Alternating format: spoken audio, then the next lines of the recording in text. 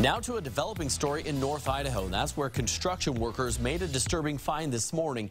Human remains in a ravine. Idaho State Police and the Shoshone County Sheriff's Office are now investigating the site. It's just a few hundred feet from I-90 near milepost 43. Our Kyle Simchuk was there at the scene. He is here with the very latest. Aaron, two construction workers I spoke to said that they saw what appeared to be a human rib cage, a cowboy hat, and cowboy boots sticking up out of the water in this ravine just a few hundred feet behind me this morning. The sheriff isn't saying much about those human remains found, only that this investigation could take a while. It's sad. It's very sad. She could see the tape and knew something bad had happened. Then Linda Paulus found out what was beyond the police line. I'm totally in a state of shock. It's surreal that there's a dead body right there.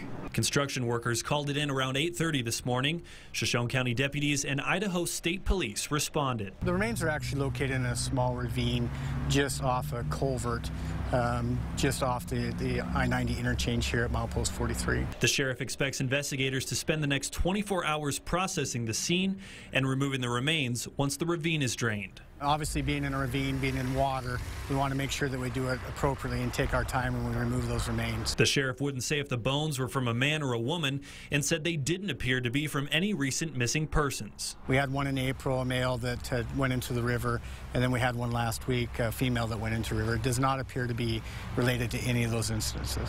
As investigators search for answers, Linda is keeping this person's family in her prayers. I hope that family gets some condolences and answers and can put them to peace and to rest. And the sheriff expects more information to be released tomorrow. He also told me that this investigation will not affect crews who are currently repairing the I-90 overpass here. Reporting in Kingston tonight, Kyle Simchuk, KXLY4 Nightside.